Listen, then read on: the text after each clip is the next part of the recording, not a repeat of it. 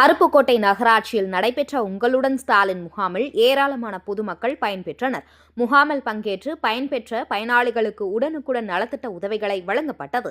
விருதுநகர் மாவட்டம் அருப்புக்கோட்டை நகராட்சி பழைய பேருந்து நிலையம் அருகே உள்ள பாரதி நடராஜன் மண்டபத்தில் இன்று வருவாய்த்துறை அமைச்சர் KKSSR ராமச்சந்திரன் ஆலோசனையின்படி வார்டு எண் 30 மற்றும் 31வது பகுதிகளுக்கான உங்களுடன் ஸ்டாலின் திட்டம் முகாம் நடைபெற்றது.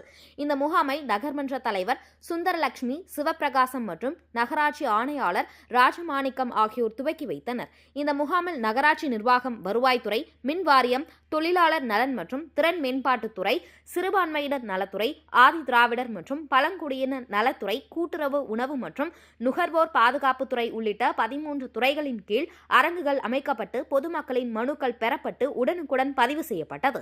மேலும் இந்த முகாமில் பதிவு செய்து பயன்பெற்ற பயனாளிகளுக்கு நலத்திட்ட உதவிகளை நகர்மன்ற துணைத் தலைவர் பழனிசுவாமி வழங்கினார்.